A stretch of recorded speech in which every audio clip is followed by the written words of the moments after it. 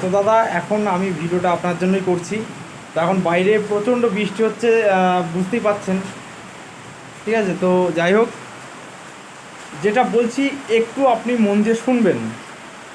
প্রথমত, লাঠি চালানোর টেকনিক যেটা আপনি শিখতে চাইছেন, আহ, যেটা আমি করেছি, এটা জাস্ট লোককে দেখানো বা শো করার জন্য।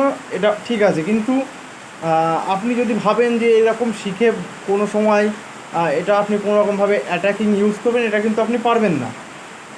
তো সেক্ষেত্রে আমি বলবো, আপনি যেভাবেই হোক একটা লাঠি ব্যবস্থা করুন।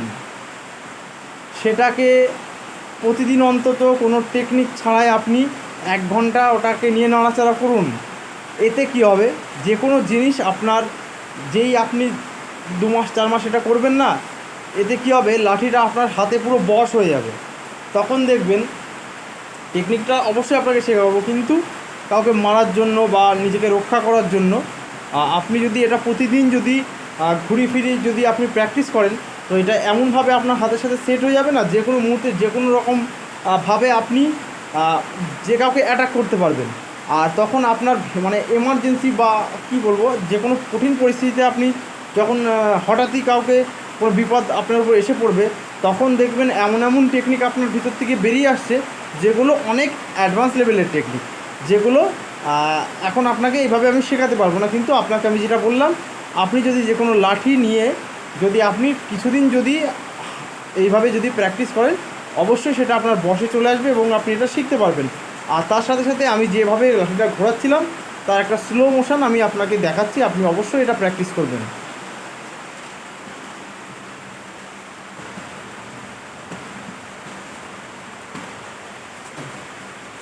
লাঠিটা এরকম নিয়ে মিডিল,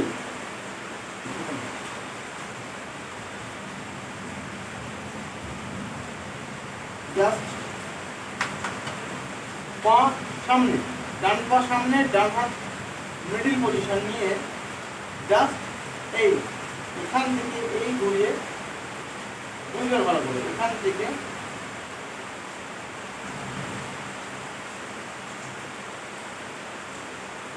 এরকম অনেকে ফেসে যায়। তো এটা ভালো করে লক্ষ্য করবেন, এটা অনেকের এরকম আটকে যায়। সেক্ষেত্রে আপনি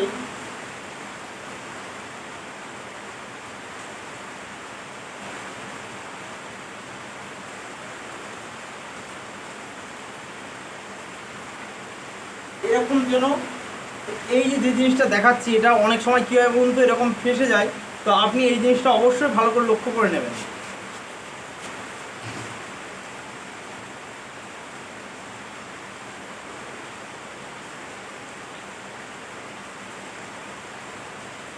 লাঠিটা ঘোরবেন এরকম, কিন্তু ঘোরানোর সময় এখান থেকে যখন এই এই আসছে, তখন হাতের পজিশনটা এরকম হবে, এরকম। এখান থেকে ক্রস করে জাস্ট এই, আবার এই। তো এরকম অবস্থায় আপনার হয়তো মনে হতে পারে যে লাঠিটা কেমনভাবে করছি, আপনি হয়তো বুঝতে পারছেন না সঠিকভাবে। কিন্তু সাইড থেকে যখন এটা এই সেম টেকনিক করবো, তখন লাঠিটা কেমন ঘুরছে সেটা আপনি দেখতে পারবেন। সেটাও আপনাকে অবশ্যই আমি একবার দেখিয়ে দিচ্ছি, আপনি ঠিক এভাবে প্র্যাকটিস করবেন।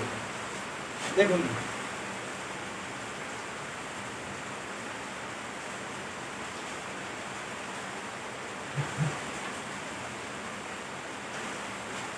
তো আশা করছি আমি আপনাকে বোঝাতে পেরেছি। তো এরপরেও যদি আপনার কিছু জিজ্ঞাসা থাকে, অবশ্যই আপনি আমাকে জিজ্ঞাসা করতে পারেন। তো যাই হোক দাদা, প্রথমে আমি যেটা বললাম ওটা অবশ্যই মাথায় রাখবেন। এই লাঠি চালানোর থেকে 1 সেকেন্ড ওয়েট করুন।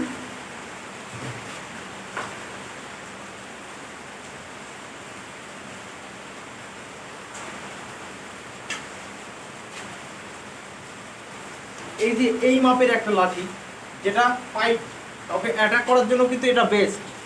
তো এটা কিন্তু বেশি ভালো। সেম, তো এটা আমি আগে একদিন করেছিলাম, ভিডিওটা একটু দেখে নেবেন। তো এরকম লাঠি হলে কি হয়, আপনার কন্ট্রোল, জাস্ট আপনার কন্ট্রোল, লাঠিটা কোন সময় হাত থেকে ছিটকাবে না। ঠিক আছে, এই জিনিসটা আপনাকে মেনটেন করতে হবে।